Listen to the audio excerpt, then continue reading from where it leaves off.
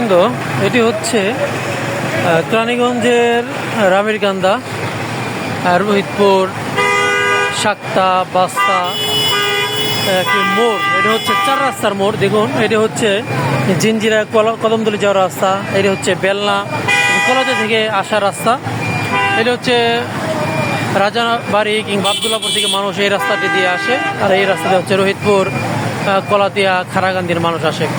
আর এই যে একটি টার্নিং পয়েন্ট হচ্ছে জায়গাটি 4 রাস্তার মোড়।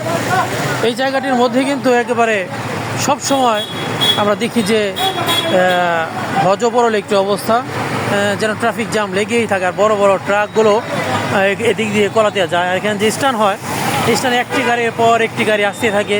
যেহেতু এখানে স্কুল, কলেজ, মাদ্রাসা, মসজিদ এবং বড় বড় শিক্ষা প্রতিষ্ঠানগুলো এই জায়গাটিতে, তো এই যে জায়গাটি পানি জমে থাকে, রাস্তা ভাঙা, আর এখানে কোনো ট্রাফিক পুলিশও আমরা দেখতে পাচ্ছি না। তো থাকে ট্রাফিক পুলিশ কম বেশি, কিন্তু আজকে ট্রাফিক পুলিশ নাই। আজকে নয়, শুধু এই রাস্তাটি প্রত্যেক দিন শত শত মানুষ এরকম ভোগান্তির শিকার হয়, ভোগান্তিতে ভোগে, যেটির কষ্ট শুধু সাধারণ শিক্ষার্থী নয়, যারা নাকি রোগী নিয়ে যায় এবং সাধারণ মানুষরা কিন্তু এই রাস্তার জন্য অনেক দুর্ভোগ পোহাতে হয় তাদের।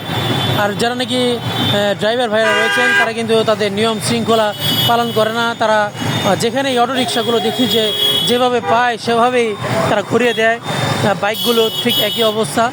তো এই হচ্ছে রোহিতপুর এবং রামেরকান্দার চিত্র। আর এখানে যদি ট্রাফিক আইন যদি সব সময় থাকে, তাহলে কিন্তু এগুলো হওয়ার সম্ভাবনা থাকে না। তো আমি একটু সামনে গিয়ে দেখানোর চেষ্টা করি।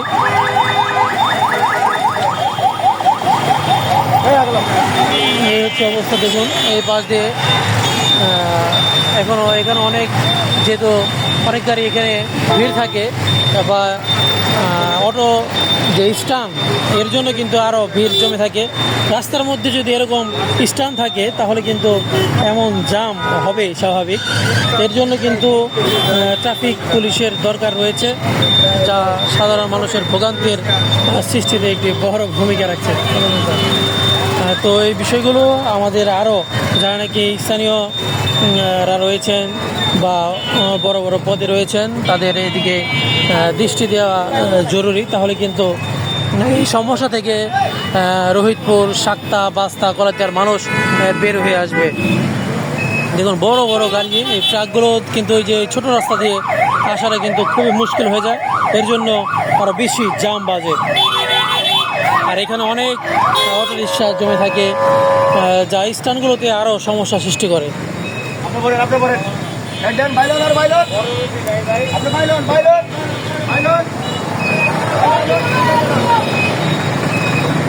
তো এই ছিল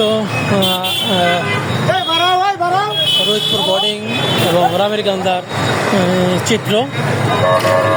এটি শুধু একদিনের জন্য নয়, এটি সবসময় এরকম লেগেই থাকে, দিনে কয়েকবার এমন ঘটনা ঘটে। ওই যে আমরা দেখতে পাচ্ছি। তো এই ছিল অবস্থা। তো সবাই ভালো থাকবেন এবং এর যাতে সুষ্ঠু সমাধান হয়, তো সেদিকে নজর রাখবেন। ধন্যবাদ। আসসালামু আলাইকুম।